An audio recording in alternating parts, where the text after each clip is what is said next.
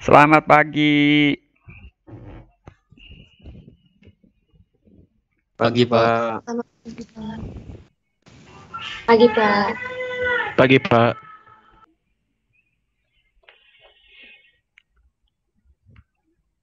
Sudah berapa orang? 49. Wah, sudah banyak, tapi belum semua ini.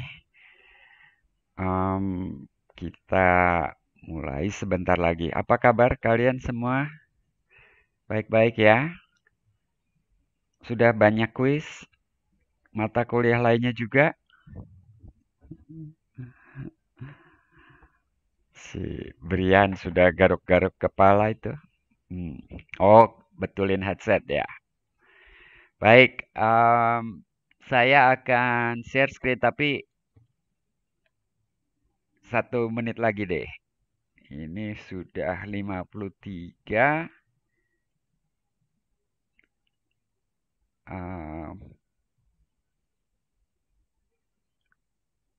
Oke. Siapa yang angkat tangan barusan? Ada yang angkat tangan? Enggak. Maaf, Pak, kepencet. Enggak pencet. Mau nanya juga boleh. Apakah ada yang mau ditanyakan dari materi kuliah minggu lalu? Tidak ya. Oke, mungkin kalian sudah mendengar kabar kampus akan menerima mahasiswa, kampus dibuka, tapi infonya harus dibaca lengkap ya, jadi tidak dibuka untuk semua mahasiswa. Jadi diutamakan angkatan 2020 dan yang sedang ujian akhir gitu ya, sidang eh, tugas akhir, sidang tesis, sidang disertasi kalau S3 ya. Angkatan 2021 mungkin gilirannya tahun depan ya. Tapi berdoa saja supaya kalian bisa ke kampus tahun depan ya. Oke, kita akan mulai materi kuliah minggu ini eh, masih melanjutkan bab 2. Terakhir kita sudah membahas apa? Ayo masih ingat nggak?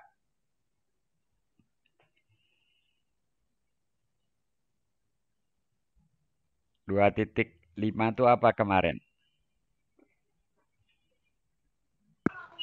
Aturan rantai. Aturan rantai ya. Jadi eh, teorema-teorema turunan, turunan fungsi trigonometri, aturan rantai gitu ya. Nah, sekarang kita akan melanjutkan dengan ini udah tampak ya PowerPoint-nya. Kita akan melanjutkan dengan 3 subbab lagi nih, sama seperti kuliah hari Jumat. 3 subbab, tapi ini pendek-pendek ya. Seperti hari Jumat eh, pendek-pendek juga gitu ya. Baik, ketiga subbab itu tentang notasi Leibniz. Kemudian, mohon maaf, eh, saya mungkin eh, ya notasi Leib, maaf ini terpencet. Notasi Leibniz dan turunan orde tinggi, kemudian turunan implisit dan yang ketiga laju yang berkaitan ya. Jadi 3 subbab ini. Nah, yang pertama tentang notasi Leibniz dan turunan orde tinggi. Masih ingat kan Leibniz itu siapa? Itu ya, yang rambutnya gondrong seperti itu. Zaman dulu rambut seperti ini mungkin wig ya. Wig tahu kan rambut palsu ya, seperti hakim-hakim di pengadilan eh, di negara Eropa, mungkin di Amerika Serikat juga karena itu pengaruh Eropa juga gitu, pakai wig seperti itu. Em, notasi Leibniz yang dimaksud itu adalah notasi untuk turunan. Jadi saya sudah membuat video singkat juga tentang ini ya. Mudah-mudahan kalian sudah nonton. Jadi ini anggaplah siaran ulangannya atau penjelasan lebih rincinya begitu ya. Jadi pada gambar yang saya sudah buat di sini tampak bahwa pertambahan sebesar delta X pada X ya. Jadi kalau kita di sini saya coba buat kita tuh punya kurva. Ini Y sama dengan Fx gitu ya.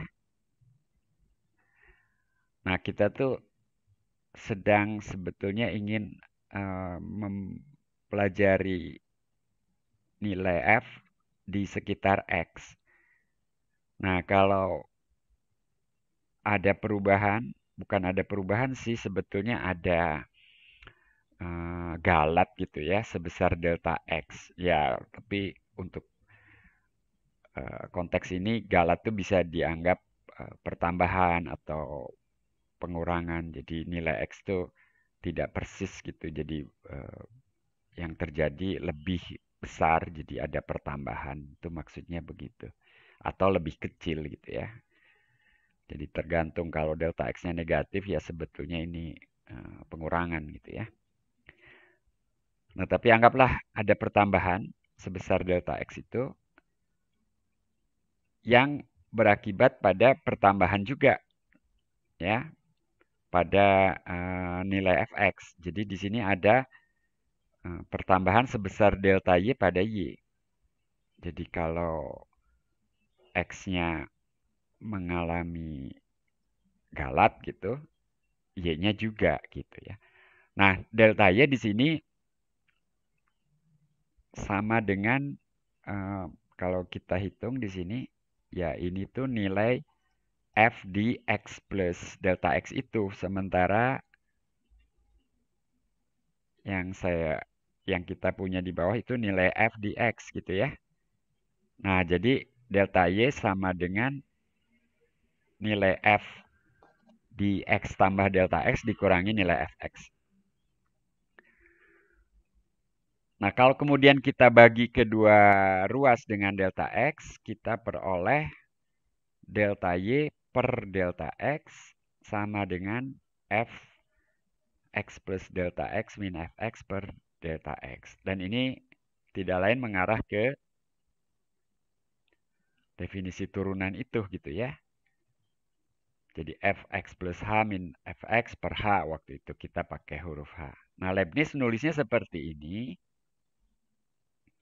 Dan kemudian bagi Leibniz, dia tertarik apa yang terjadi kalau delta X menuju 0 gitu ya. Jadi kita punya limit delta Y per delta X menuju 0.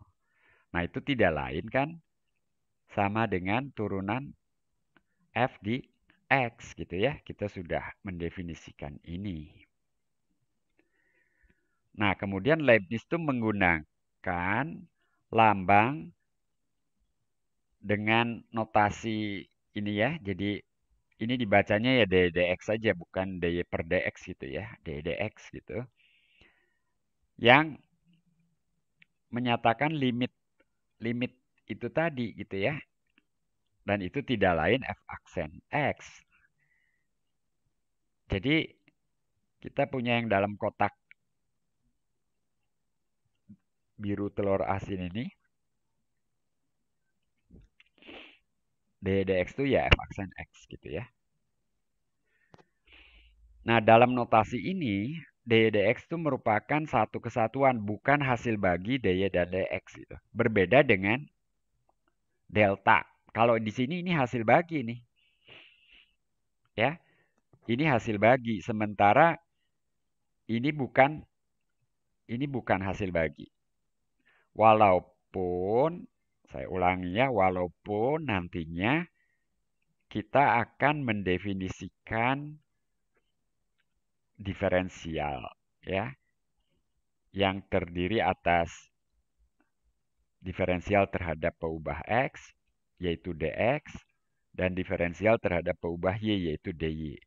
Nah, kalau diferensial sudah didefinisikan, maka dx ini sama dengan dy dibagi dx gitu ya.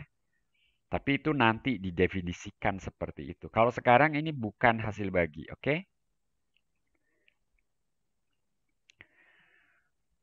Karena kita sudah membahas turunan dan untuk fungsi sederhana seperti polinom, kita tahu turunannya pakai aturan turunan. Jadi kalau Y sama dengan X pangkat 3 plus X, maka turunannya adalah 3X kuadrat plus 1. Nah, kita menuliskannya di sini dx sama dengan 3X kuadrat plus 1 gitu ya. Ada pertanyaan?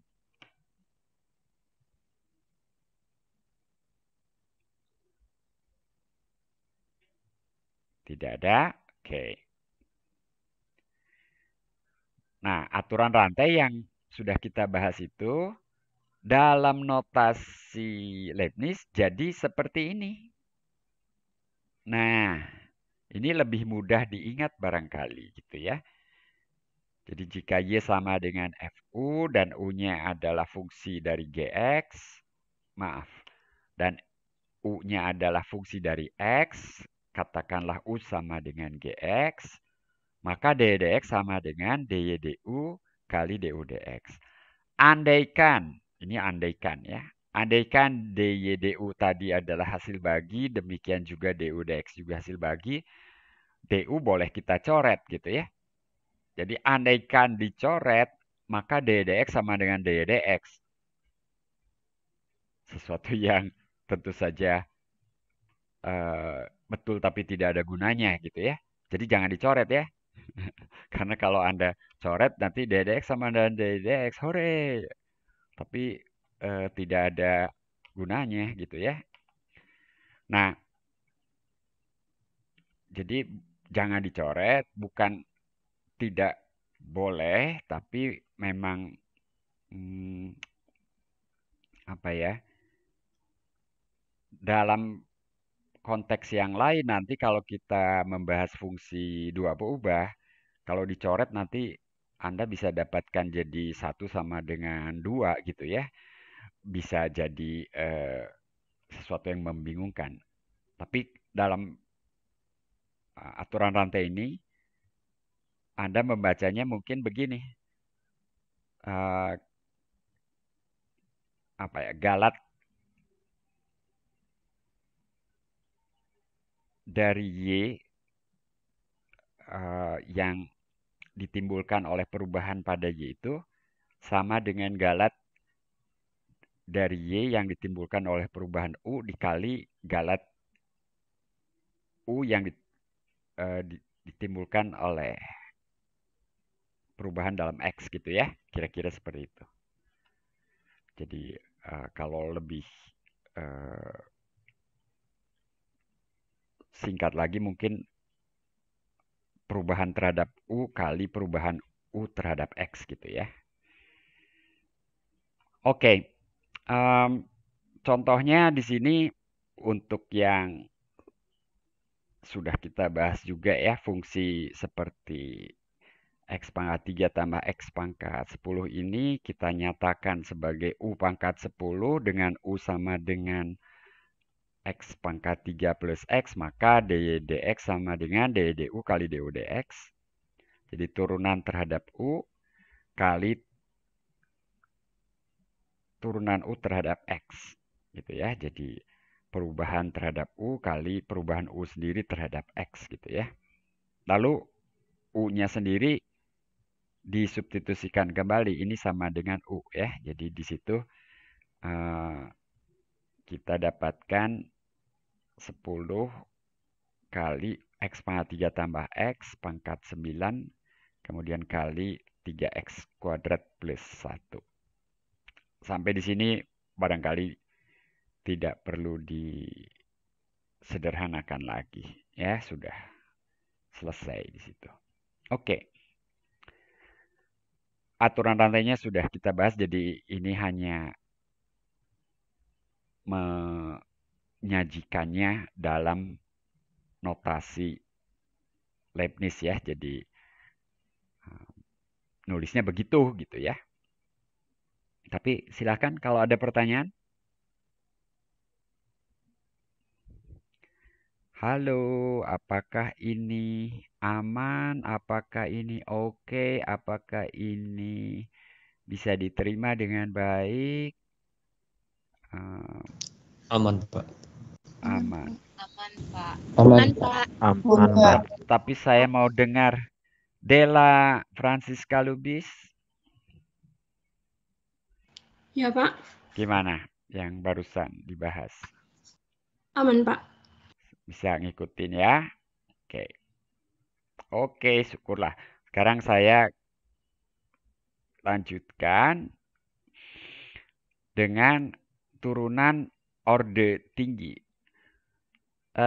Tahun lalu dan tahun-tahun sebelumnya saya pakai istilah turunan tingkat tinggi karena di buku terjemahannya seperti itu ya. Tapi saya pikir-pikir ini terjemahan yang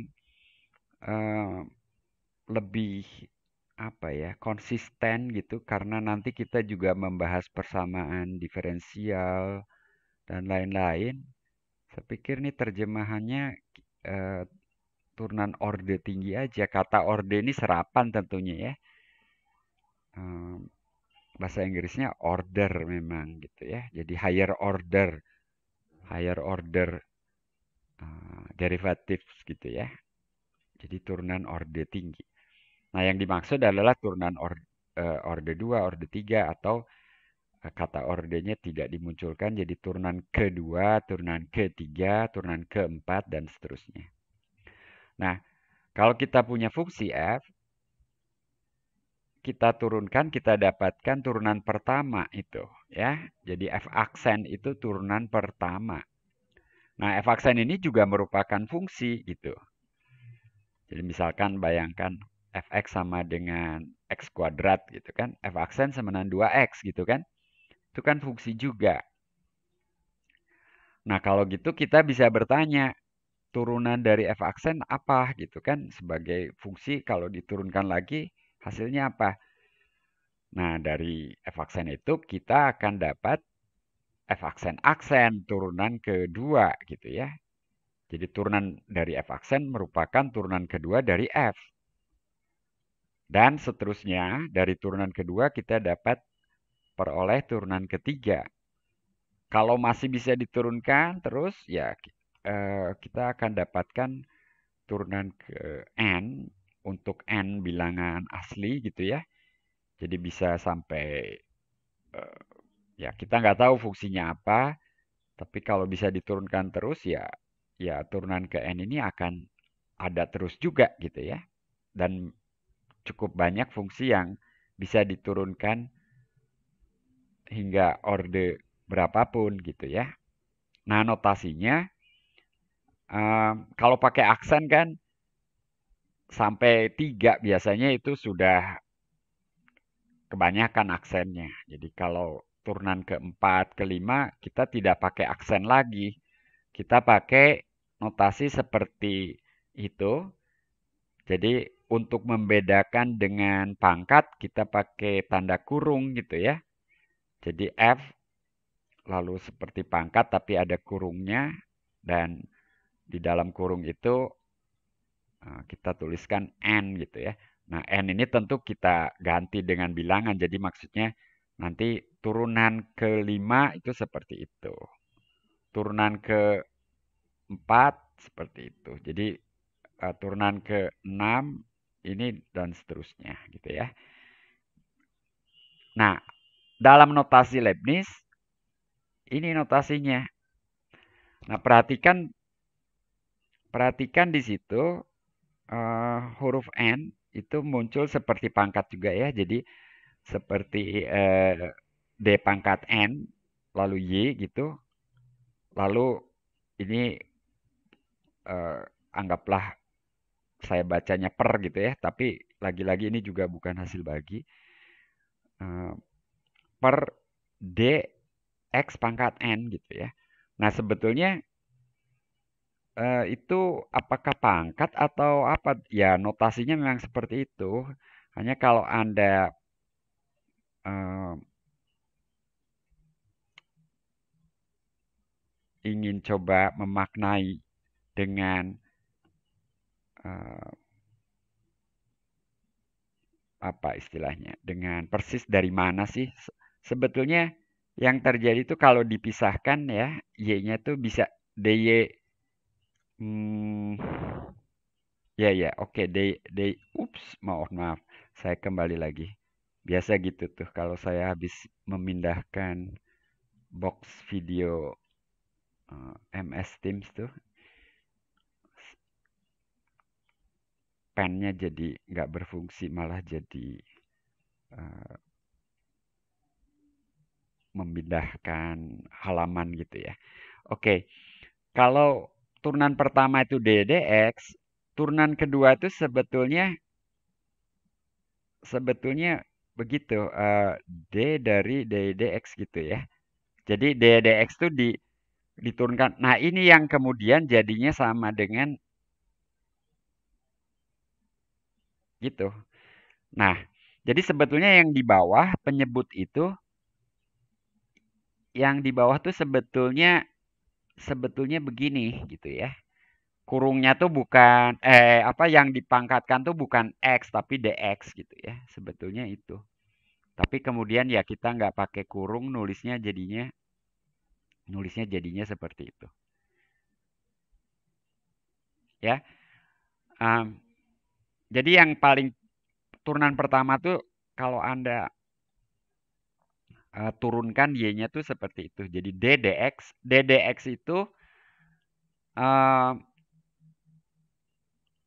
operator atau aksi penurunan gitu ya. Jadi ddx itu aksi penurunan. Nah, di sini yang diturunkan itu atau ddx-nya itu dikenakan kepada ddx gitu ya. Jadi ddx diturunkan gitu ya. Seperti itu. Makanya yang pembilang jadinya d kuadrat y, sementara yang penyebut dx kuadrat. Jadi kuadratnya itu sebetulnya dilakukan pada dx bukan pada x gitu ya. Oke, mudah-mudahan jelas ya. Ini mengenai notasi ya. Bukan artinya betul-betul bilangan dikuadratkan gitu ya. Itu notasinya seperti penguadratkan atau secara umum pemangkatan dengan n gitu ya.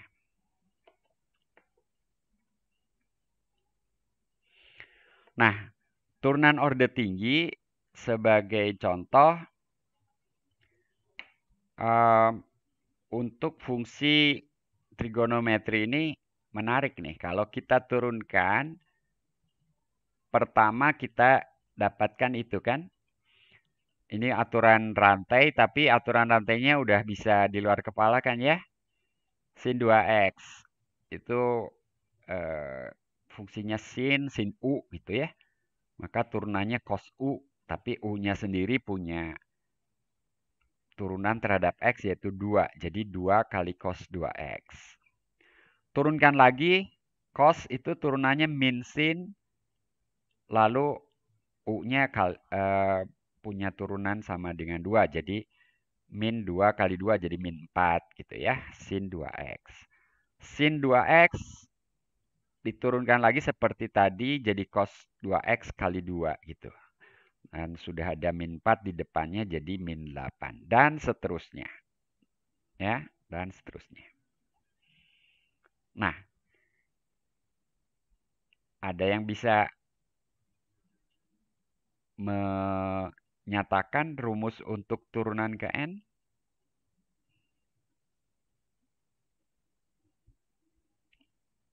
Saya boleh, Pak. Muhammad nggak kebaca itu. Fadlan, Pak. Saya belum hafal ya. Boleh. Turunan ke N-nya adalah apa? Fadlan. Ada ini Pak, 4 kondisi gitu. 4 kondisi. Iya, betul. Sebentar Anda bantu ucapkan deh ya. Saya yang tuliskan. Jadi 4 kondisi. Oke, kalau gitu saya tulisnya mungkin 1, 2, 3, 4 ya. Oke, kondisi yang membagi kondisinya apa? Itu apa? 4K Pak. Oke, jadi kalau N-nya 4 kelipatan 4 gitu ya. Kelihatan 4 ya. Kalau N-nya kelipatan 4 tambah 1 gitu. Kalau N-nya kelipatan 4 tambah 3 gitu ya. Kalau kelipatan Ya. 4 turunannya apa? 2 pangkat N. 2 pangkat N. Kok N? Sin. Oh iya boleh. Sin Sin 2X. 2X. Saya cek ya. Kalau N-nya 0 termasuk ya. N-nya 0 tuh ya Y sendiri kan. Betul. 2 pangkat 0 tuh 1 ya. Oke. Kalau N-nya 4. Jadi K-nya 1 ya. K-nya 1 berarti N-nya 4. Berarti 2 pangkat 4 sin 2X gitu ya. Oke, betul. Kalau kelipatan 4 tambah 1. 2 pangkat N. Cos 2X. Cos 2X ya. Oke. Kalau 4K plus 2. Jadi min 2 pangkat N. Sin 2X. Sin 2X lagi. Kalau 4K plus 3. Min 2 pangkat N. Cos 2X. Oke, terima kasih Fadlan. Jadi ada 4 kemungkinan nih turunannya. Bisa 2 pangkat N sin 2X, bisa 2 pangkat N cos 2X, bisa min 2 pangkat N sin 2X, bisa min 2 pangkat N cos 2X. Teman-teman lainnya setuju? Sama ini hasil hitungan kalian? Setuju, Pak. Sama ya jawabannya. Oke, bagus Fadlan. Nah, nanti di soal latihan ada fungsi lain mungkin yang menarik juga untuk ditentukan turunan ke N-nya. Sebagai catatan, buat apa sih ya kita menentukan turunan orde tinggi itu? Oke, untuk turunan pertama kita sudah punya interpretasi fisis ya, kecepatan sesaat. Turunan kedua itu juga punya interpretasi fisis, yaitu percepatan sesaat gitu ya. Percepatan ini mengukur laju perubahan kecepatan. Jadi kalau kecepatan mengukur laju perubahan posisi, percepatan mengukur laju perubahan kecepatan. Nah, kalau dilanjutkan, sebetulnya masih punya interpretasi fisis juga. Cuma mungkin nggak dikasih nama aja gitu ya. Sekarang saya tanya, apakah kalau partikel bergerak percepatannya itu apakah selalu konstan? Jawabannya kan enggak. Nah, kalau enggak, berarti percepatannya juga fungsi dari waktu gitu ya. Nah, kalau kemudian kalian ingin tahu berapa laju perubahan percepatannya terhadap waktu. Jadi percepatannya juga berubah terhadap waktu dan kalian ingin tahu laju perubahan percepatannya. Maka itu adalah turunan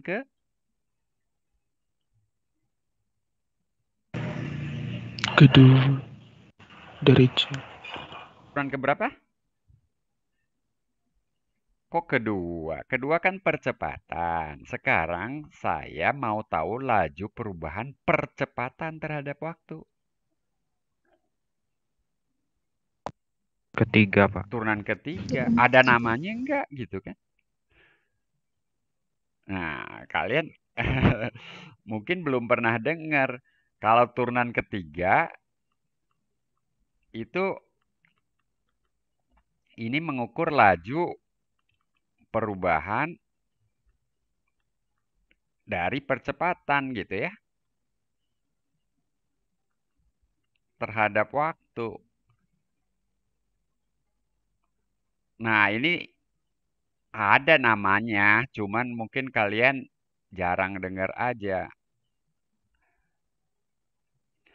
Eh, jadi bukan percepatan, tapi pemercepatan gitu ya.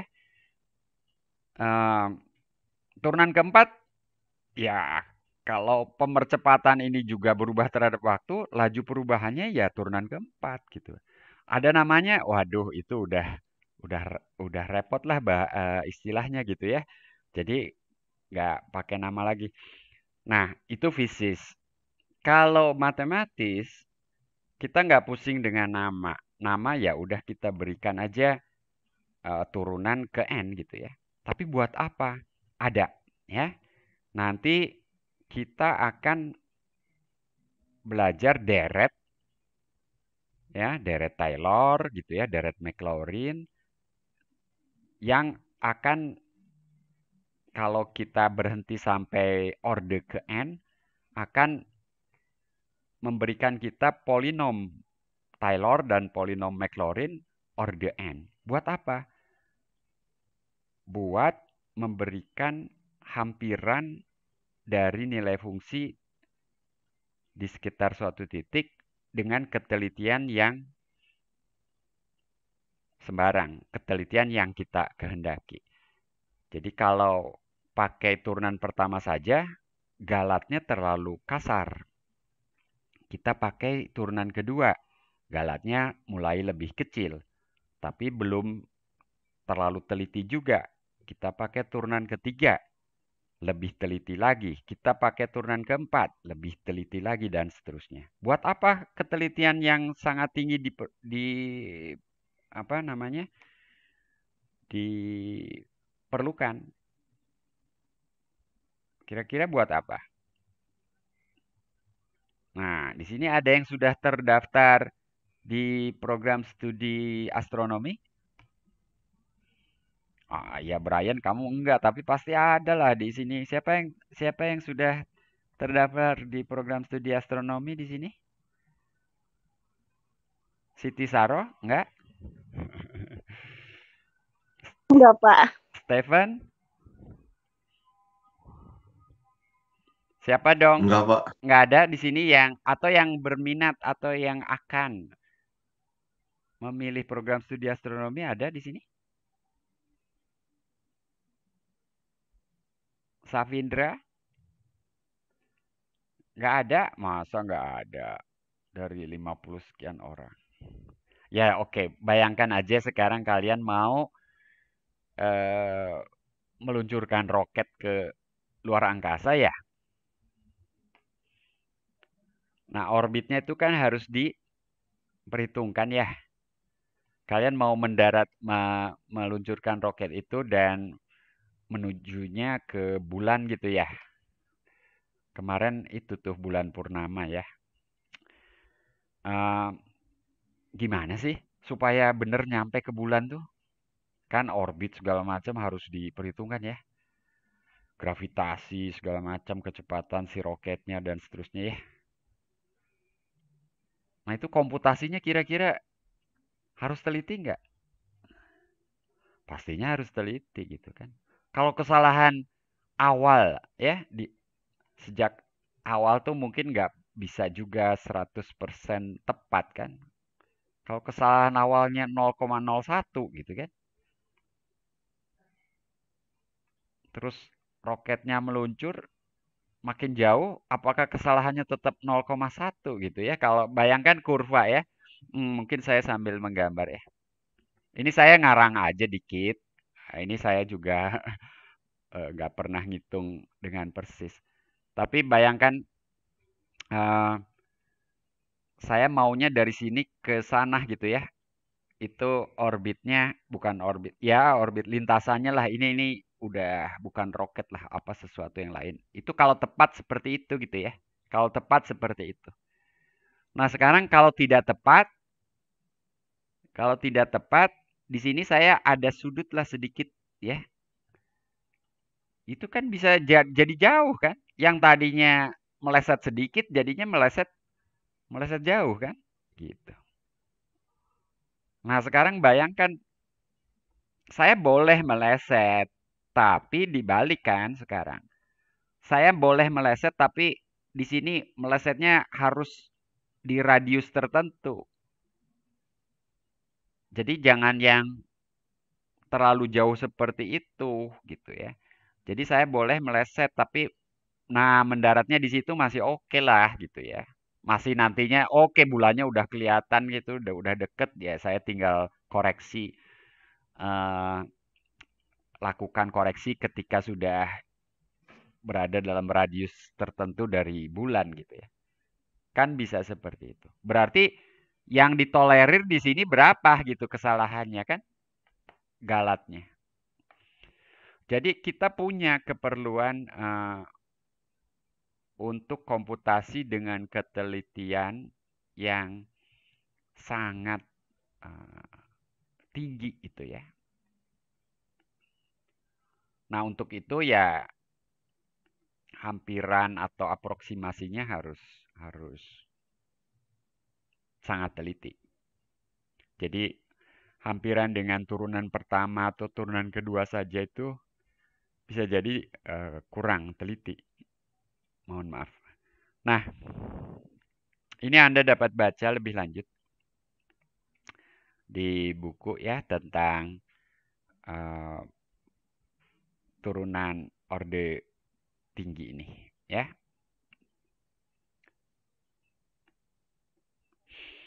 Jadi ada kaitannya dengan model matematika gitu ya. Baik. Sekarang 937 mungkin ini nanti dicoba aja ya. Besok tutorial kita akan membahas soal-soal banyak ya. Tapi kalau tadi hanya contohnya sin gitu. Sekarang kalau akar X gimana nih? Aksen X sama dengan apa? Sama dengan 1/2 akar X.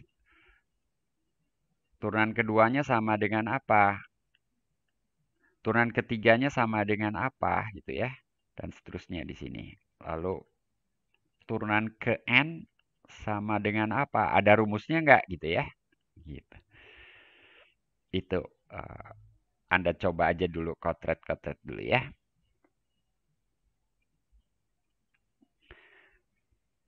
Nah, yang berikutnya kita akan membahas turunan implisit. Di sini kata implisit lawan kata dari kata apa ya? Explicit. Eksplisit gitu ya. Nah, berarti yang sudah kita bahas selama ini tuh turunan eksplisit. Tidak dikasih nama turunan eksplisit sih, tapi maksudnya saya punya fx menan x kuadrat, turunannya 2x, langsung saja gitu ya. Itu kira-kira yang eksplisit itu seperti itu. Tapi arti yang lebih tepat mungkin kalau saya sudah bahas turunan implisit ini, kalian bisa mengira-ngira yang sebelumnya yang eksplisit itu berarti yang bagaimana gitu ya. Mungkin nanti kita bahas lagi itu ya. Nah, yang implisit itu begini. Misal kita mempunyai persamaan. Ingat di bab 0 kita sudah membahas persamaan ya. Contoh persamaan lingkaran gitu. X kuadrat tambah Y kuadrat sama 1. Itu persamaan implisit juga itu ya. Implisit dalam arti persamaan ini sebetulnya menyembunyikan gitu ya, Y sebagai fungsi dari X. Jadi di sini maunya sih Y sama dengan apa dalam X gitu kan. Oke, kalau gitu sekarang terjawab. Yang eksplisit itu yang seperti ini ya. Yang bisa dituliskan dalam bentuk Y sama dengan sesuatu gitu ya dalam X. Itulah yang eksplisit. Nah, yang implisit, contoh yang saya berikan di sini, itu persamaan Y sama dengan Fx itu seperti bersembunyi gitu dalam persamaan ini. Apakah kita bisa mendapatkan persamaan eksplisitnya? Kadang bisa, kadang tidak. Ya. Nah, kalau tidak bisa gimana? Kita bisa menemukan persamaan garis singgungnya. Bagaimana kita bisa menghitung turunannya? Padahal kita tidak mempunyai rumus eksplisit. Nah, ada cara penurunan fungsi secara implisit. Yaitu turunkan aja persamaan tadi, ya, kedua ruas persamaan tadi terhadap X. Dengan menggunakan aturan rantai ketika kita menurunkannya, ketika kita menurunkan bentuk yang mengandung X, maaf.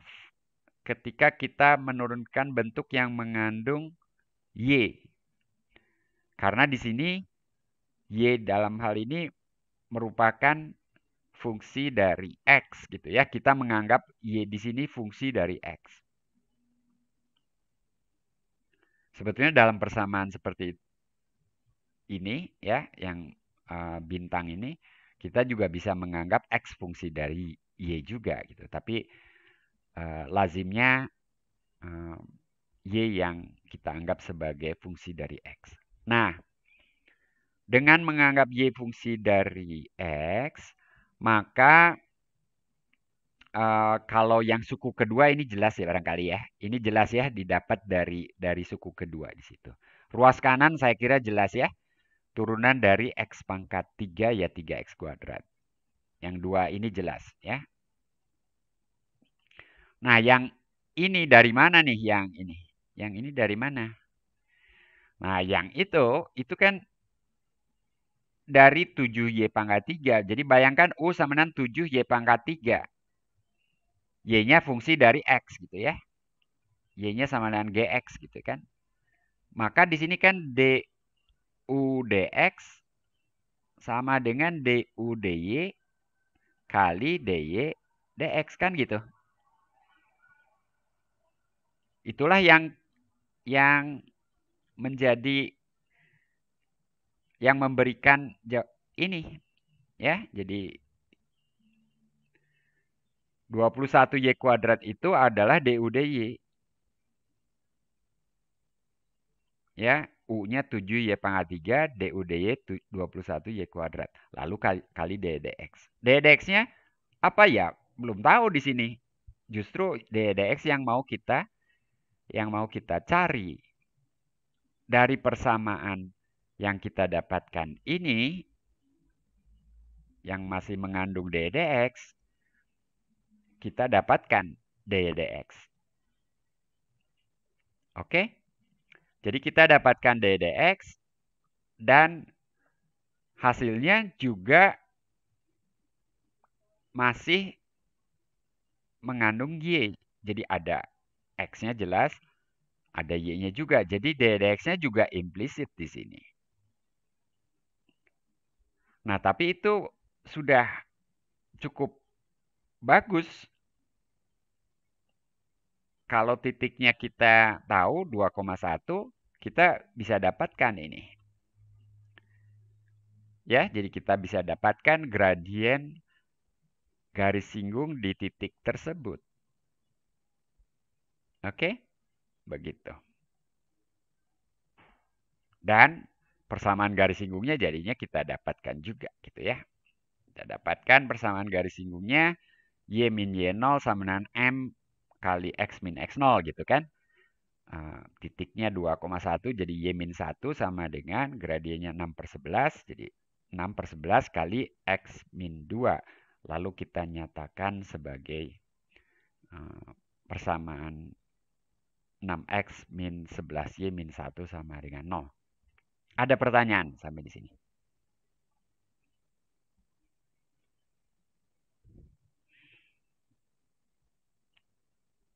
Margareta. Oh, saya udah lewat ke M nih karena tadi Muhammad Fadlan. Saya balik lagi ke atas. Kayaknya B udah ya Brian ya. Balik lagi kan ke A kemarin tuh ya. Ke B. B ada Barin Syams. Wah, ini. Barin gimana Barin?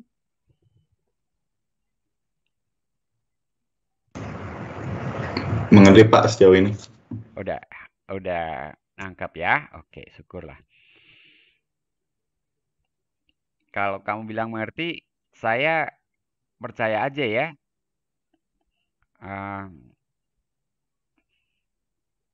Dan Barin tentunya juga mewakili yang lain. Kecuali kalau ada yang belum mengerti ya silakan tanyakan ya. Jangan nunggu giliran dipanggil juga. Belum tentu saya memanggil Anda pada hari ini. Berikutnya, tentang aturan pangkat. Ingat, kita mengawali aturan pangkat dengan aturan pangkat bilangan asli. Lalu, setelah kita membahas aturan turunan, kita dapatkan aturan pangkat bilangan bulat. Jadi termasuk pangkat negatif gitu ya. Nah, jadi sebelumnya itu pangkat bilangan asli gitu ya, pangkat N, N-nya bilangan asli, lalu pangkat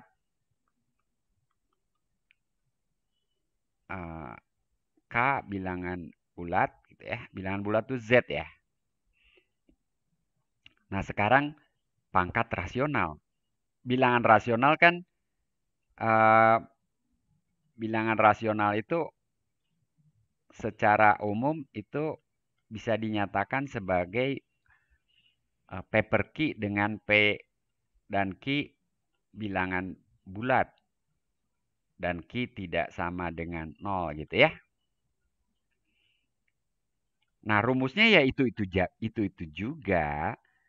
Rumusnya ini juga, hanya masalahnya buktinya gimana gitu ya. Jadi di perguruan tinggi ini kalian diperkenalkan pada bukti dari beberapa fakta yang mungkin dulu di SMA, saya pakai kata mungkin ya, mungkin dulu di SMA tidak dibahas pembuktiannya, jadi rumusnya diberikan begitu saja. Apakah seperti itu dulu di SMA? Ada yang dibuktikan nggak?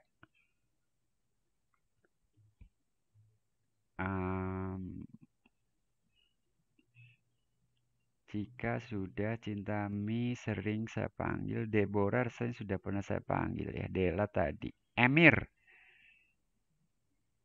Emir dari SMA mana Emir? Saya dari SMA 8 Depok, Pak. Depok. Oke. Dulu rumus tadi itu kamu ingat kan? Ya, dulu dibuktikan apa enggak di SMA?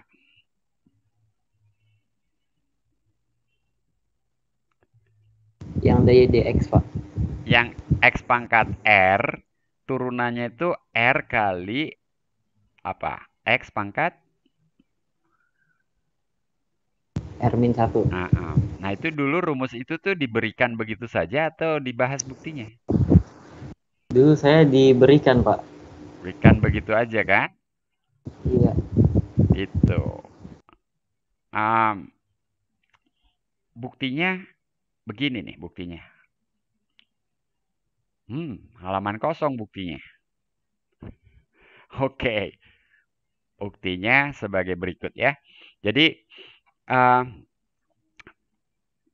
misal Y sama dengan X pangkat P per Q.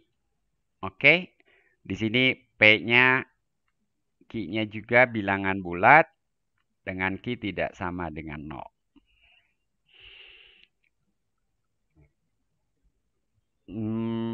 Maka saya pangkatkan Q kedua ruas, saya dapatkan ini.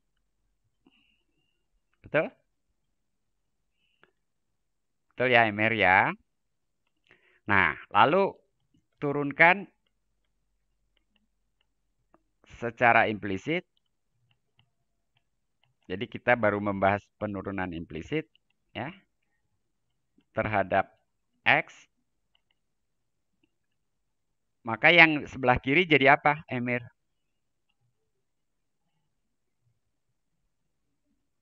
Kalau yang kanan itu ini.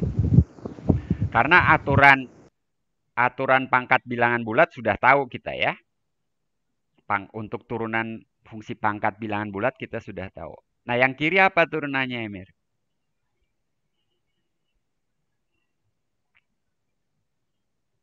Q kali dy per dx, Pak. Oh, kamu nggak nyimak tadi. Nah, ini yang nggak nyimak tapi nggak nanya juga. Teman lain yang bantu?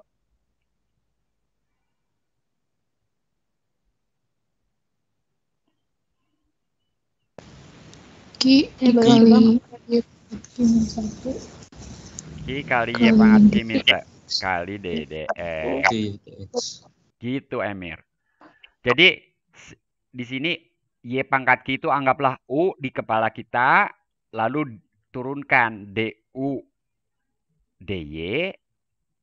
Jadi, U diturunkan terhadap Y kali DY DX. Jadi, sebetulnya kan kita menurunkan U terhadap X, tetapi melalui Y gitu ya. Jadi, DU DY kali DY DX. Ini DU DY-nya nih. Ini DU DY-nya. Ya, yang di kiri ini DU DY. Itu Emir perhatikan ya. Jangan diem aja kalau nggak ngerti. Terus nggak bertanya juga. Bahaya itu. Pas ditanya ketahuan gitu ya. Nah, jadi DY DX sekarang sama dengan P per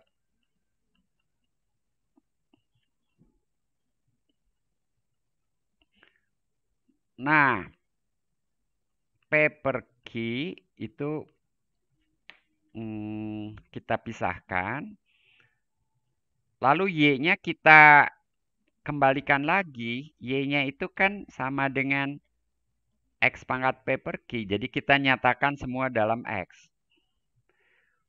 Jadi kalau disederhanakan itu P per Q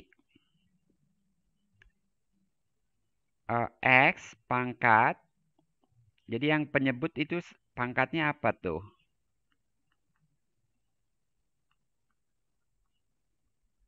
Ini X pangkat PQ ya.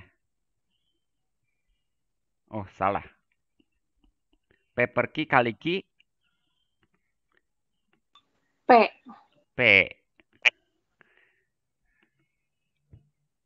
P. Lalu min P per Q gitu ya. Oke. Jadi pangkat P-nya coret. Habis ya. Pangkat P-nya coret. Pangkat min P per Q kalau naik ke atas kan jadi pangkat P per Q min 1. Nah, udah terbukti itu. Jadi di sini ini X pangkat R.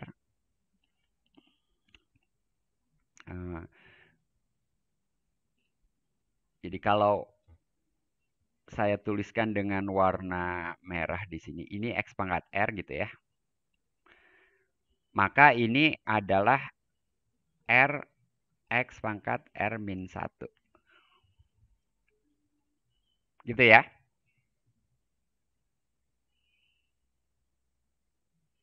Jadi yang warna merahnya itu keterangan aja. Jadi sebetulnya barusan di sini udah berhenti, udah terbukti. Tapi kalau dinyatakan terlebih dahulu pangkatnya itu sama dengan R, lalu kita misalkan R-nya itu P per Q, maka turunannya sama dengan P per Q kali X pangkat P per Q min 1 yang kemudian kita substitusikan kembali R sama dengan P per Q, jadi bentuk tadi sama dengan R kali X pangkat R min 1. Terbukti kan? Gitu. Ada pertanyaan?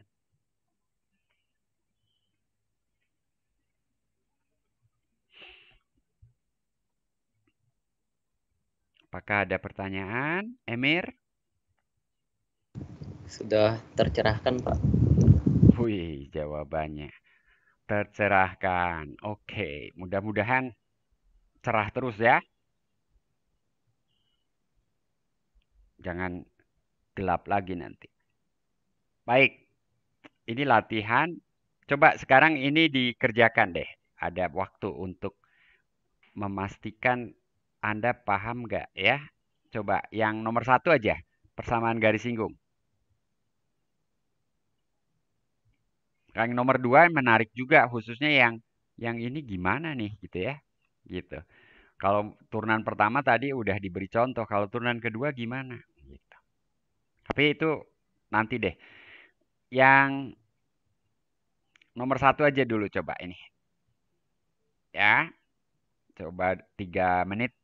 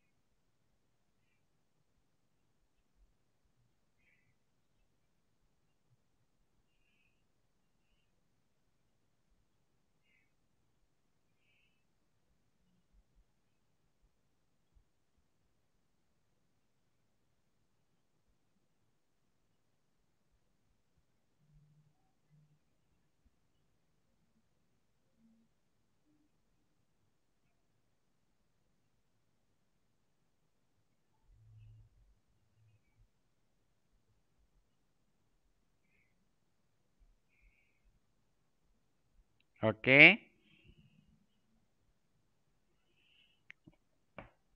Apakah sudah ketemu jawabannya? Ada yang sudah? Udah, Pak. Sudah, Pak. Berapa DDX-nya? Siapa yang jawab nih? 1. 1. Itu siapa yang jawab? Suara siapa barusan? Aulia? Saya nebaknya Aulia. Siapa yang barusan jawab 1? Halo.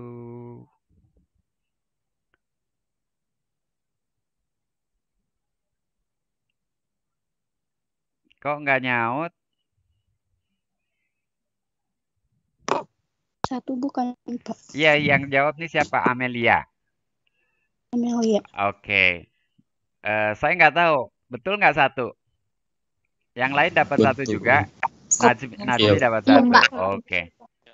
Oke, kita cek ya sama-sama ya. Kalau dapat gradiennya 1, kemudian nanti persamaan garis singgungnya ya mudah deh.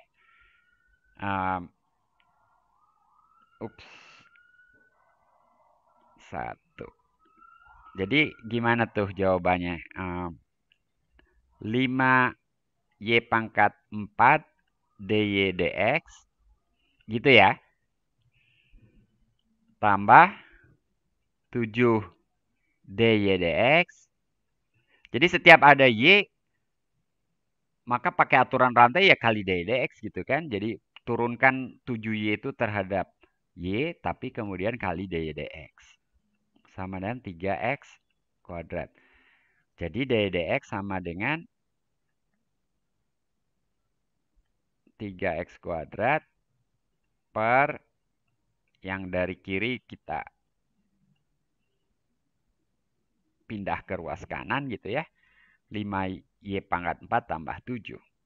Nah, ini dihitung, mungkin notasinya seperti itu aja, dihitung di min 2, min 1 sama dengan 3 kali min 2 kuadrat per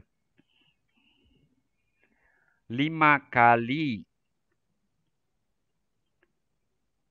5 kali min 1 pangkat 4 tambah 7. Jadi berapa tuh? 12 per 5 tambah 7, 12. Oh iya, betul. Betul sama dengan 1 Amelia ya. Amelia, langkahnya seperti ini juga? Iya, Pak.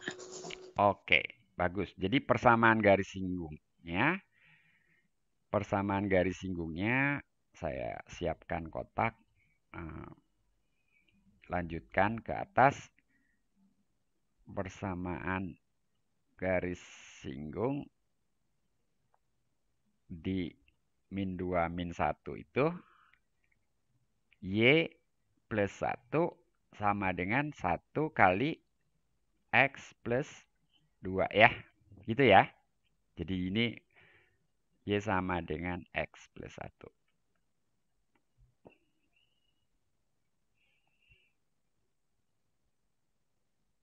Oke. Nomor 2 dicoba aja dulu di tempat masing-masing ya. Sebagai latihan nanti kita bahas lagi di tutorial bila kalian penasaran. Ya intinya ddx itu kan juga fungsi. Tapi ddx-nya dalam X dan Y seperti halnya ini. Ya kan nggak apa-apa. Sejak awal juga kita berhadapan dengan sesuatu yang implisit kan. Dan dari situ kita bisa dapatkan ddx. Maka dari ddx yang juga diberikan secara implisit, kita bisa dapatkan turunan keduanya. Ya, gitu. Tapi silahkan dicoba persisnya Anda hasilkan apa gitu ya nanti. Oke, ini subbab terakhir untuk hari ini. Laju yang berkaitan. Nah, ini bahasa Inggrisnya related rates gitu ya. Nah, ingat turunan itu laju perubahan rate ya, rate of change gitu ya, laju perubahan. Nah, kalau kita punya dua besaran yang berkaitan, suatu besaran dengan besaran lain gitu ya. Jadi ada dua besaran yang berkaitan, maka dan kalau masing-masing besaran itu juga bergantung pada waktu lah katakan gitu, jadi pada besaran ketiga gitu ya. Ada dua besaran lalu ada dua-duanya bergantung pada besaran ketiga. Bayangkanlah waktu gitu ya. Jadi ada X dan Y, tapi dua-duanya berubah terhadap waktu. Maka kita punya dua laju perubahan. Yang pertama X terhadap T, yang kedua Y terhadap T gitu ya. Nah, kalau X dan Y berkaitan, maka lajunya juga akan berkaitan. Gitu maksudnya. Oke? Itu yang saya jelaskan barusan. Jadi jika X dan Y merupakan dua perubahan yang berkaitan dan masing-masing berubah terhadap waktu, maka dx dt dan dy dt merupakan dua laju yang berkaitan. Nah, contoh dalam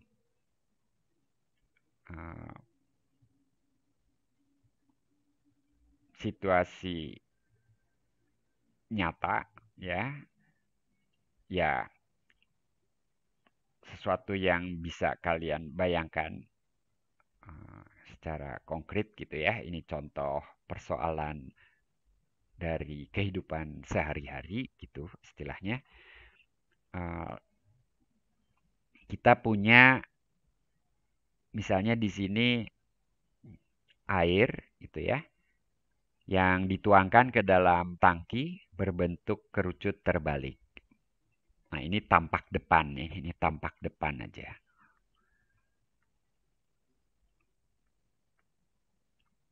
Ngerti kan tampak depan, tampak atas, tampak samping gitu ya. Jadi air dituangkan ke dalam tangki berbentuk kerucut terbalik dengan laju 8 desimeter kubik per menit. Desimeter kubik itu liter ya. Jadi di sini 8 desimeter kubik per menit gitu ya. Airnya masuk ke dalam tangki tersebut. Nah, jika tinggi tangki tersebut adalah 24 desimeter dan jari-jari permukaan atasnya 12 desimeter, seberapa cepatkah permukaan air naik pada saat tingginya 4 desimeter? Jadi bayangkan, si air ini mengisi tangki, ya. Jadi yang sudah tergambar di sini baru sekian itu airnya. Tapi kemudian permukaan ini naik terus kan? Naik kan? Ya kan? Pertama, naiknya cepat atau lambat dibandingkan kemudian gitu ya. Dari waktu T sama dengan 0 lah katakan mengisi dasar tangki kemudian naik. Jadi dari awal itu seiring waktu kecepatan naiknya permukaan tuh kira-kira gimana? Konstan, melambat atau mencepat? Melambat, Pak. Lambat. Melambat ya. Oke. Jadi awal cepat sekali gitu ya, kemudian melambat. Jadi kebayang ya. Nah, sekarang pada saat tingginya 4 desimeter tuh berapa kecepatannya? Nah, kita harus, ini namanya model matematika. Jadi model matematika itu kita memunculkan nama-nama variabel ya. Di sini nama-nama variabelnya itu kita perkenalkan. Misalkan V menyatakan volume, R jari-jari, dan H tinggi. Tadinya kan nggak ada kan, kalau kita balik lagi. Di soal ini kan nggak ada V, nggak ada R, nggak ada T kan? Gitu. Soalnya soal cerita gitu ya, kalau di SMA mungkin istilahnya gitu. Ya ini soal cerita. Nah, V volume, R jari-jari, H tinggi. Ya tingginya pakai huruf H karena T waktu gitu ya. Jadi T-nya waktu di sini. Tambahannya T waktu. Jadi huruf T-nya sudah dipakai untuk waktu, jadi tingginya jangan T lagi gitu kan. Maka kita dapatkan rumus V. V itu sepertiga luas alas kali tinggi. Tapi alas di sini sebetulnya justru atap gitu ya. Tapi rumus kerucut ya tetap seperti itu kan. Ya. Nah, lalu kita punya hubungan antara R dan H. R itu selalu setengah H, betul nggak? Dari mana itu? Dari informasi awal bahwa diameter sama dengan tinggi kan? Jari-jari sama dengan setengah tinggi kan? 12 dan 24. Jadi kesebangunan, dari sifat kesebangunan, R itu mestilah H per 2. Ya, 2R sama dengan H gitu ya. Oke? Sehingga V-nya akhirnya dalam H saja. Di situ pi per 12 kali H pangkat 3. Nah, setelah kita sederhanakan, baru kita turunkan. Jadi jangan turunkan sejak awal ya. Turunkan kedua ruas terhadap T, kita peroleh ini. Sampai sini ada pertanyaan? Jelas. Loh, Oke. Pak. Ya. Silakan. Ya, masih bingung yang R sama dengan H/2, Pak. Tadi soalnya kita baca lagi ya. Ini. 24 dan 12 itu. Ya. Jadi si segitiganya yang 24 tuh ke sini 24. Oke? Yang bertanya siapa namanya? Saroh, Pak. Sarah ya. 24. Lalu ke sini kalau diameter ke situ berapa? 24 juga kan? Betul? Sarah? Iya, Pak. Nah, sekarang lihat gambar ini yang segitiga ini. Ya. Jari-jari itu R, tapi kalau diameter berapa diameter? 2R kan? Jadi 2R sama Iya. dengan H gitu loh. Dari mana? Kesebangunan. Ingat sebangun? Oh iya, Pak. Baru paham ngelihat soalnya lagi, Pak. Oke.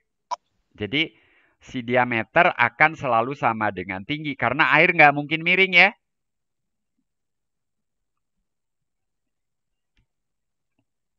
Gitu. Maaf. Jadi di situ R sama dengan H/2. Oke, setelah dapat V dalam H, kita turunkan, kita dapatkan dV/dt itu ya. Nah, dilanjutkan. dV/dt itu 8 desimeter kubik per menit. Ingat, itu informasi dari soal juga. Ya. Jadi ini 8 desimeter kubik. Saya sedang menulis di sebelah kanan.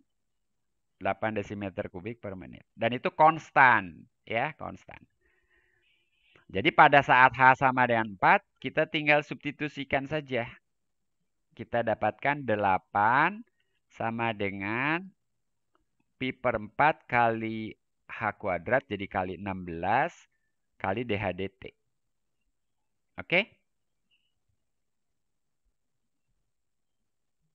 Jadi dua informasi ini disubstitusikan. Dua-duanya disubstitusikan. Dapat ini. Ada pertanyaan lagi? Silakan.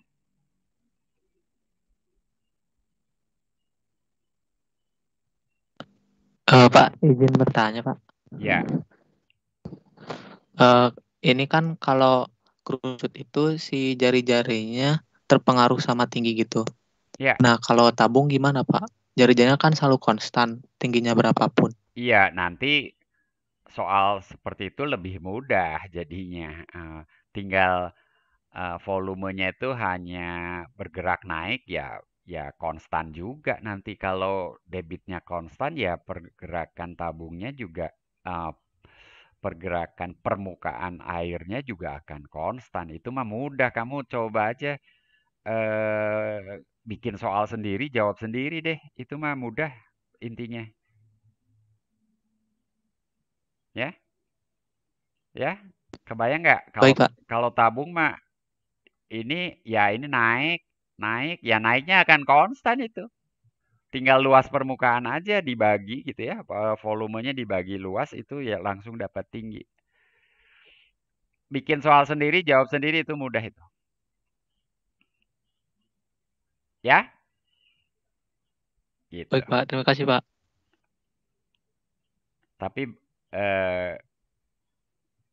bagus kamu bertanya itu, barangkali yang lain sebetulnya juga. Pak, izin bertanya, Pak. Ya.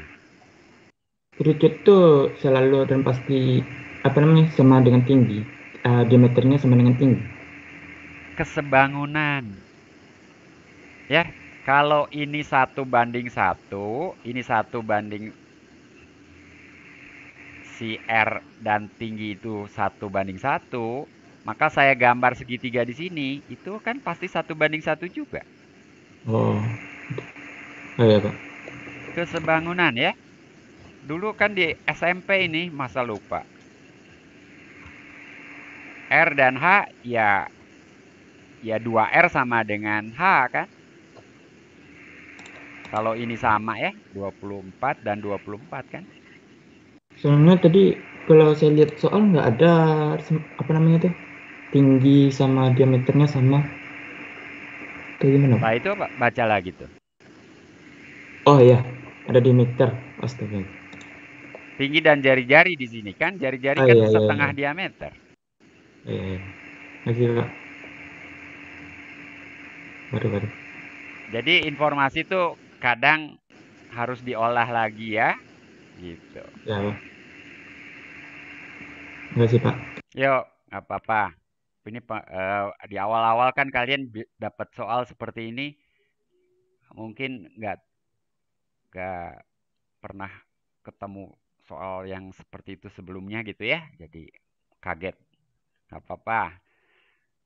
Saya lanjutkan atau ada pertanyaan lagi?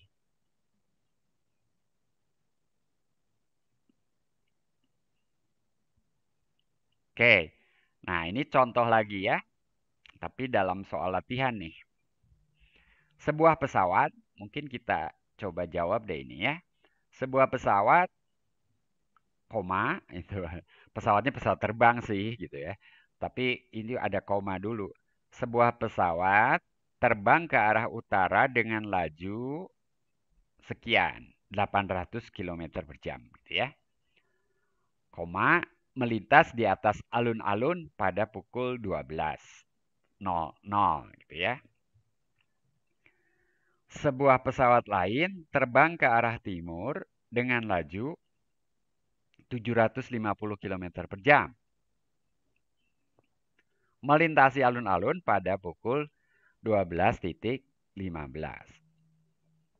Kedua pesawat tersebut terbang pada ketinggian yang sama, ceritanya begitu.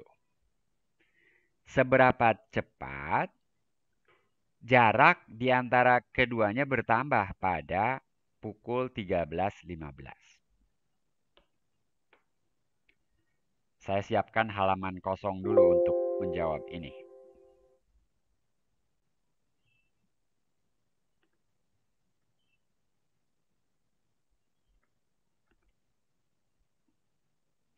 Coba dibaca lagi dulu baik-baik. Ya, ini kita bahas sekarang deh supaya kalian paham betul laju yang berkaitan tuh teorinya nggak banyak, tapi penerapannya banyak gitu ya. Langsung dengan soal-soal. Tadi contohnya juga langsung tentang air yang dikucurkan ke sebuah tangki gitu ya, berbentuk kerucut terbalik.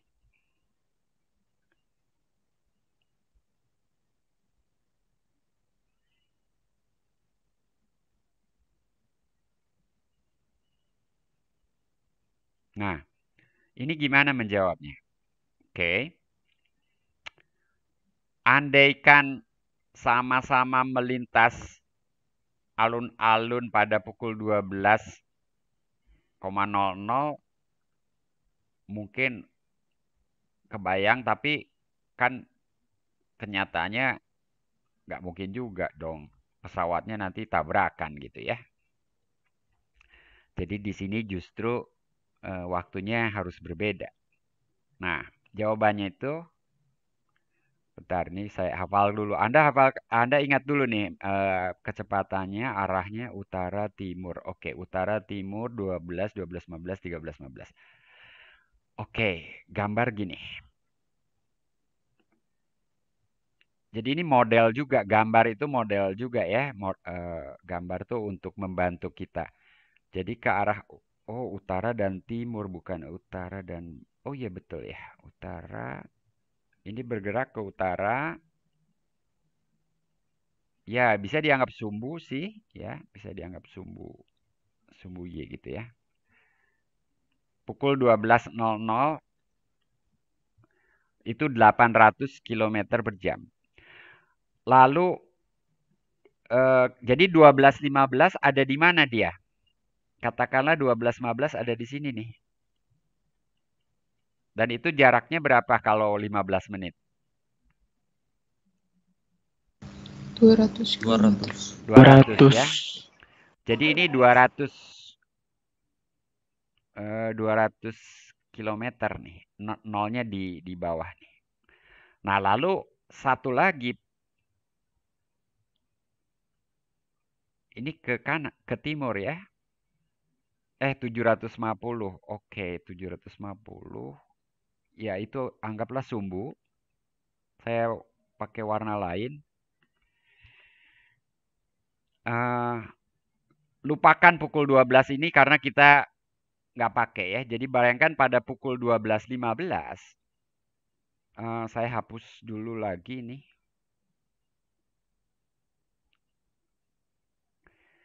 Pada pukul 12.15.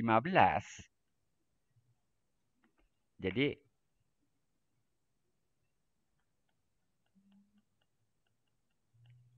pesawat A itu ada di situ, pesawat B ada di sini. Dan ini bergerak, ini yang A masih bergerak ke utara 800 km per jam. Yang B bergerak ke timur 750 km per jam. Jadi kita mulai seperti itu. Jadi pada pukul 12.15 sendiri jaraknya 200 km. Betul?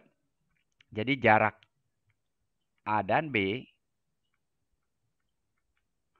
pada pukul 12.15 itu adalah 200 km. Berikutnya, waktu bergerak, A mungkin ada di sini, B ada di situ. Nah, jaraknya sudah bertambah itu. Sekarang jaraknya sekian tuh. Berikutnya nanti A ada di sana, B ada di situ. Jaraknya sekian tuh. Kebayang? Jaraknya membesar apa mengecil?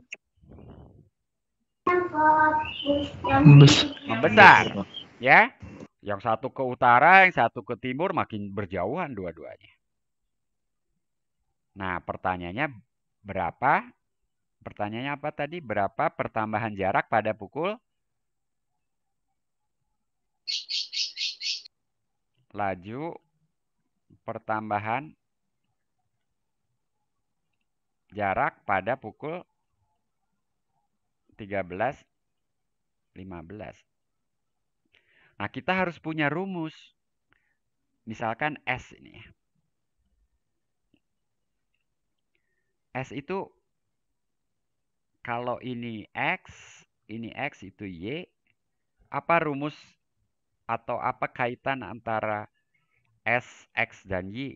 Tiga-tiganya berubah terhadap waktu di sini.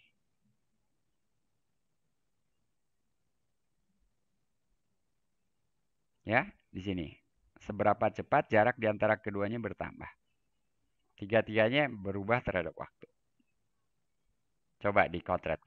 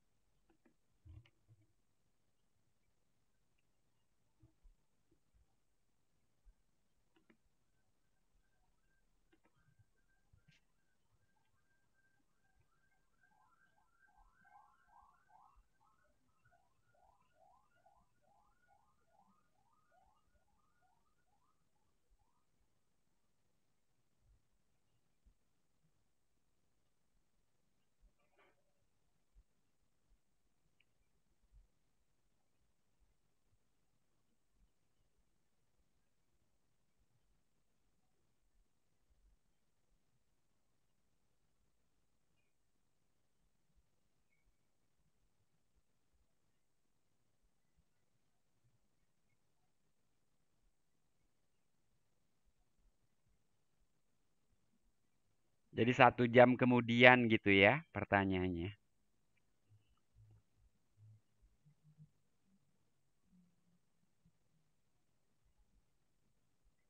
setelah pukul 12.15, 1 jam kemudian. Jadi awalnya 200, berikutnya berapa, dan seterusnya. Semuanya berubah terhadap waktu ya.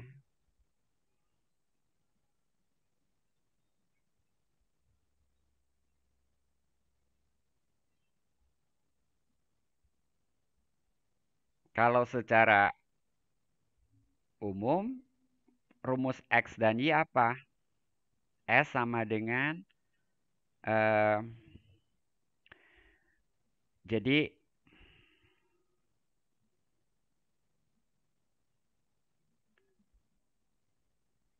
di sini 200 ini konstan ya, sudah nggak diapa-apakan lagi. S itu sama dengan jarak yang ditempuh. Itu jarak yang ditempuh dari posisi 200 itu, dan ini jarak yang ditempuh ya.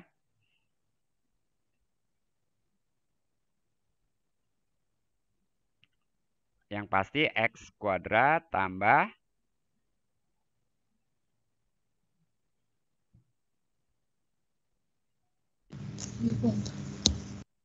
Y kuadrat. Nah, Y-nya dalam hal ini harus hati-hati ya. Mungkin Y plus 200 nah, di sini kuadrat. betul. Jadi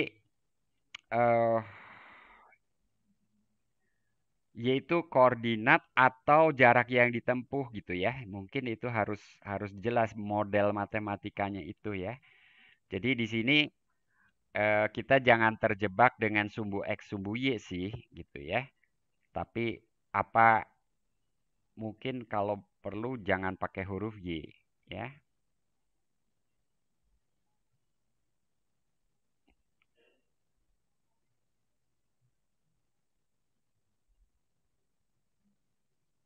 Jadi kalau perlu jangan pakai huruf Y, karena pakai huruf Y jadi menjebak ya.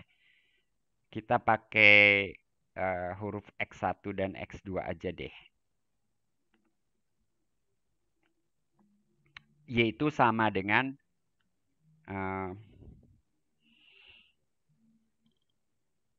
saya hapus dulu ya. Ini saya hapus dulu.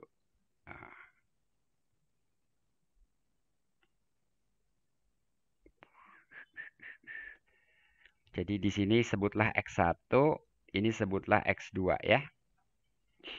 Jadi di sini X1 dikuadratkan tambah 200 tambah X2 dikuadratkan ya.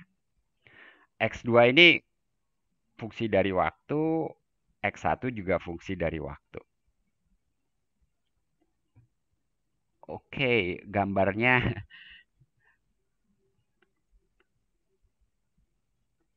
yang X1 itu kan yang ini. Ini X1 ya. Nah, ds dt terhadap waktu sama dengan 2 kali dx1. Salah. 2 kali x1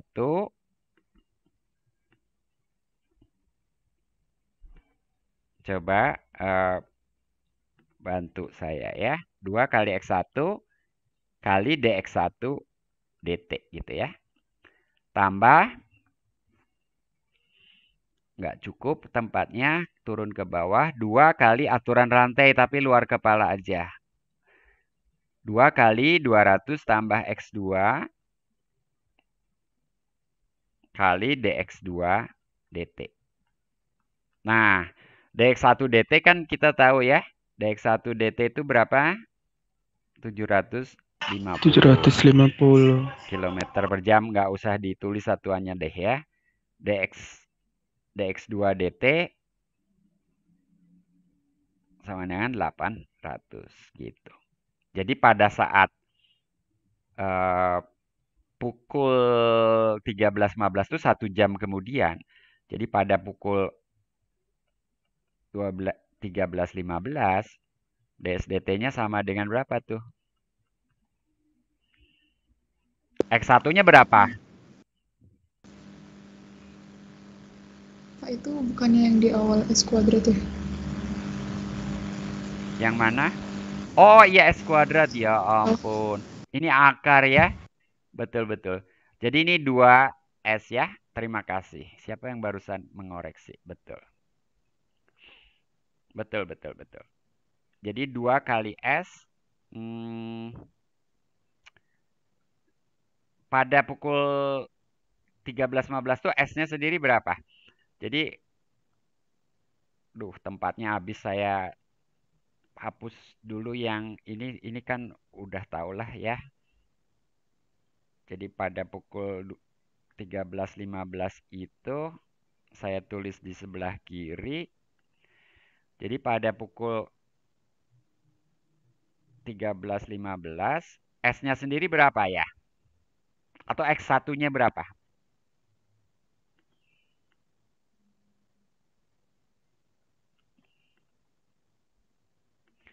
Jadi ini X1, si X1 sama dengan 750, 1 jam kemudian kan? Si X2 berapa? 1000, Pak. 1200. 800 saja. Yang 1000 tuh nanti kan ditambah 200 ya. Yang 1000 tuh Y-nya gitu loh. Ini yang saya bilang tadi, jangan salah. 1000 tuh ini 1000, tapi X2-nya sendiri kan 800 gitu ya. Betul? Betul, Pak. Jadi ini yang harus jelas. X1 tuh jarak yang ditempuh setelah pukul 12.15. Maaf, tulisan saya jelek. X2 jarak yang ditempuh juga oleh yang tadi ini oleh B. Yang X2 malah oleh A ya, mohon maaf. Gitulah ya. Yang satu lagi oleh A setelah pukul 12.15 juga. Jadi 800 X2 itu posisinya 1000 nanti gitu ya. Antara jarak dan posisi beda di sini. Oke? Nah, kalau dilanjutkan, ini jadinya saya hapus aja.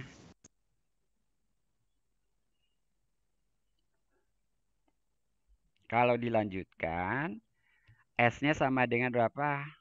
Nah, S-nya akar 750 kuadrat tambah 1000 kuadrat. Jangan salah di sini karena rumusnya kan 200 tambah gitu ya. Berapa itu ya? Bagus nggak angkanya ya? Itu kan 1250. iya, itu kan 3:4. Jadi ini seperti 5 kuadrat ya, kali 250, 1250. Oke. Nah, jadi 2S-nya 2500 berarti kan 2500 ini jadinya 2500 kali DSDT sama dengan berapa? 2X1 1500 kali DX1 DT kali 750 tambah 2 kali 1000 jadi 2000 kali 800. Jadi ketemulah DSDT-nya. Berapa tuh kalau dihitung? 1090. 1090. Yang lain? Iya. Yang lain dapat juga? Sama, Pak. 1090 ya? Dan satuannya apa? Kilometer per jam ya?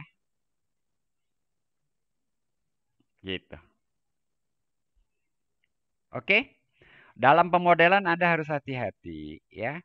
Harus memperkenalkan huruf-huruf yang Anda pakai itu apa. Di sini saya pakai X1, X2 dan S gitu ya.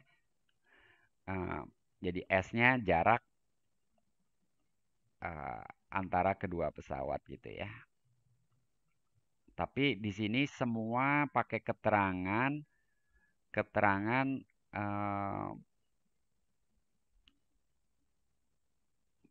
jadi T jam setelah pukul 12.15. Jadi patokannya 12.15 bukan 12.00. Gitu.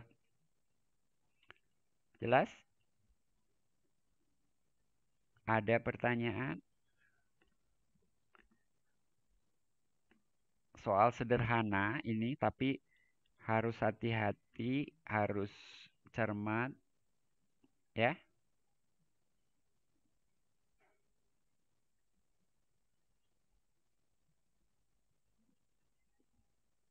Oke, cukup jelas? Jelas, Pak. Sip. Nah, yang kedua, Anda coba sendiri ya. Mungkin ini dijadikan PR, jadi ini terakhir saya memberi PR dikumpulkan kapan? Udah ya, udah dikumpulkan ya. Apakah ada PR yang masih belum dikumpulkan? Sudah, Pak. Sudah. Jadi ini boleh ngasih PR lagi nggak? Boleh lah ya. PR ya.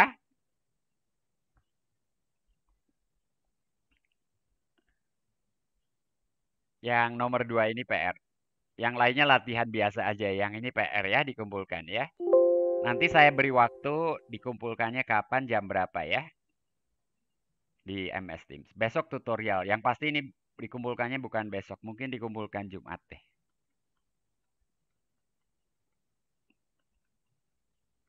Jumat sore ya, sebelum akhir pekan. Rasanya kemarin juga seperti itu. Pokoknya jangan melewati akhir pekan ya. Silakan kalau ada pertanyaan. Saya tunggu, ini masih 10.36. Daftar hadir udah bisa diisi sejak 10.30 tadi. Saya akan berhenti di pukul 10.40.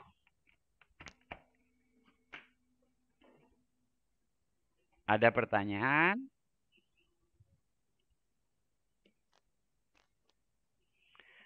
Informasi untuk kuliah hari Jumat, kita masih punya satu subbab dari bab 2, yaitu tentang diferensial dan hampiran. Nah, ini diferensial ini yang nanti dy dan dx itu masing-masing didefinisikan.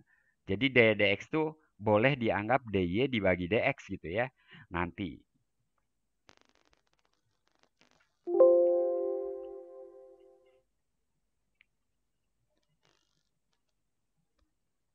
Kalau tidak ada pertanyaan, saya akan mengakhiri kuliah ini. Tapi kalau ada pertanyaan, saya tunggu. Masih ada 2 menit ini. Bapak, Ya. untuk PPT-nya di-share di Edunix atau enggak ya, Pak, nanti? Oh, saya sudah share di MS Teams, saya share di Edunix juga ya. Oke, baik, Pak. Makasih. Ada lagi? Oke, kalau tidak saya akhiri di sini ya.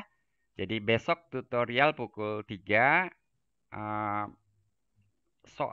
Kalian sudah tergabung di join apa namanya MS Teams Info MA1101 itu kan? Nah, soal tutorial kan suka dibagikan di situ ya. Jadi kalau saya terlambat memindahkan ke Teams kita, jangan kalian beralasan saya belum tahu soalnya ya gitu ya. Jadi info MA1101 itu dari koordinator. Jadi soal tutorial itu dibuat oleh koordinator. Jadi saya tidak membuat sendiri karena ini mata kuliah paralel ya. Jadi kelas 01 sampai dengan kelas 50 sekian soalnya ya sama gitu ya. Baik, sampai jumpa besok ya pukul 3 sore untuk tutorial. Terima kasih, Pak. Saya Terima kasih, Pak. leave ya. Terima kasih banyak. Sama-sama. Terima kasih, Pak.